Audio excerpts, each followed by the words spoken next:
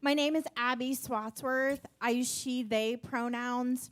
I'm a proud Gen Xer and a neurodivergent person and the executive director of OutNebraska, where our mission is that every community in Nebraska would see and celebrate the entire spectrum of LGBTQ people.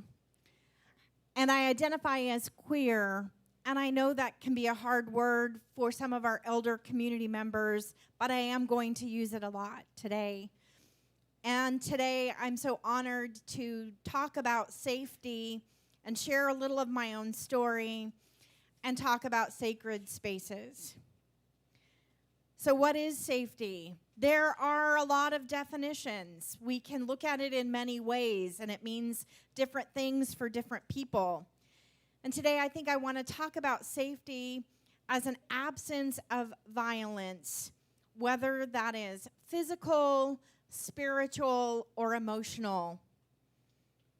In a world right now where violence seems always lurking around the corner, in an email or online space, behind that polite veneer, we ask ourselves, is that violence in the man in the MAGA hat walking towards me?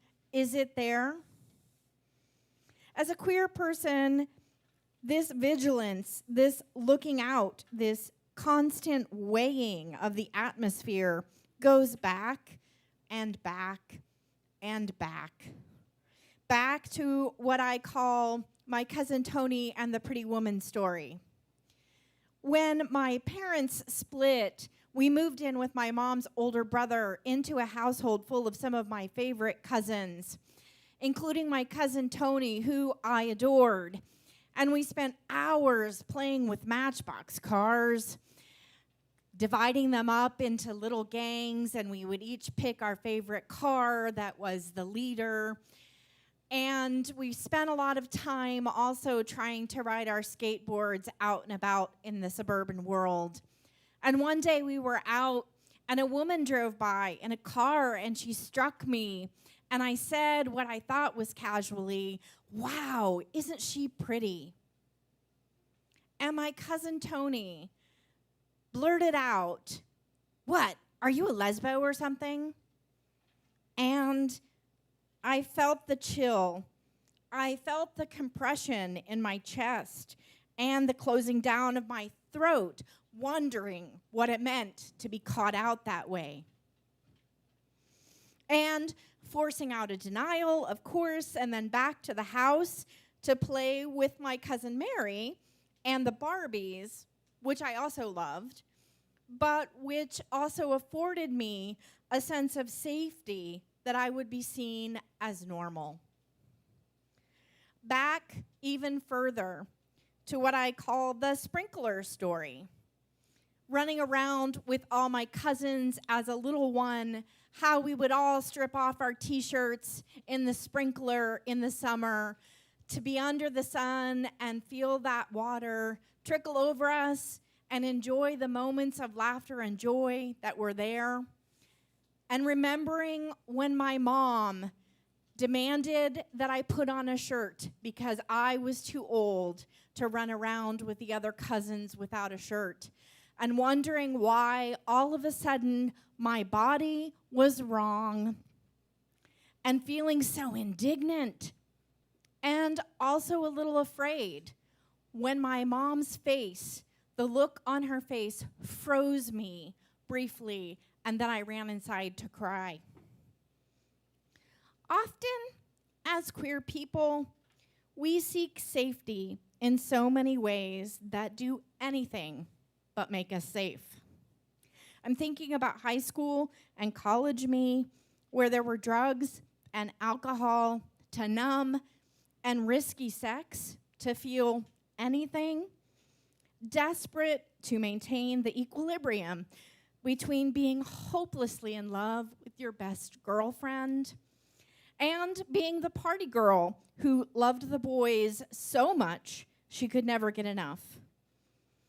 And I was so afraid of my perceptions of the violence in my world and so programmed by the messages of that Baptist church that AIDS was God's punishment. I was so afraid of all of that I violated myself and perpetrated all that violence on me. I'm so grateful to be alive and aging at 55. I honestly didn't know if I would get here. And a big part of being here was learning to love myself wholly, as in unbroken and perfect, and holy, as in sacred, unique, beautiful, and unapologetically queer. And that is why progressive, affirming spaces like Urban Abbey are so important. It is why this community we are co-creating right now is, without a doubt, absolutely vital for our world. It is vital that every person has access to a space where they can be seen and radically welcomed, where they are seen as amazingly queer, amazingly black or brown, amazingly neurodivergent, amazingly two-spirit, amazingly human, wonderfully whole and sacred in the universe, but more importantly, sacred within themselves.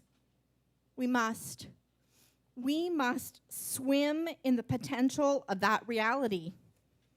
We must dream it until it seeps into our bones.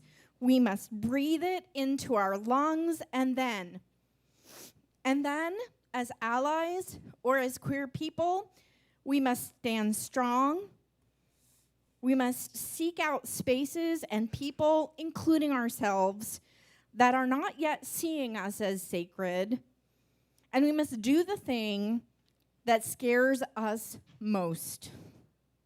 We must engage with our hearts open. We must listen behind the rhetoric that violates our queer and trans siblings, behind the critical internal voices. If we can listen, can we hear the fear? Can we see the potential in relationship with the other or also with ourselves? Can we call on our best selves to reach out and within and continue co-creating a more just, more affirming, more sacred world? A world where every person, young and old, can explore who they are, who they love, and how to be whole and holy. On my better days, I wake up believing this wholeheartedly. On my less better days, I wake up, drink a cup of coffee, pet my dog, hug my wife, and look for the light, because I refuse to let the potential for this sacred safety slip away, and because I am still alive, and I'm so glad that you are all here alive today too. Blessings to you.